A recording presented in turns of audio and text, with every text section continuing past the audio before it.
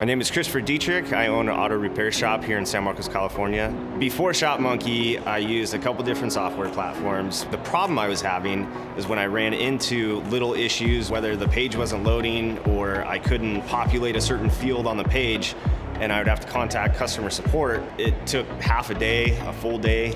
You know, you got technicians, you got part suppliers, you got a lot of different things you need to handle. For a small shop like myself, where I kind of do it all, I need things to work. So one of the cool things about Shopmonkey is I remember I needed a feature on there to when I'm looking at the invoice that I can see, you know, the specifics about the vehicle without logging back out. So I contacted Shopmonkey and I said, hey, it'd be cool if I could see these things. And I think it was like a matter of days later, there was a drop-down menu and all of those things were in there. Not to mention, you can actually go in there and edit each one right there on the invoice without going back to the home screen.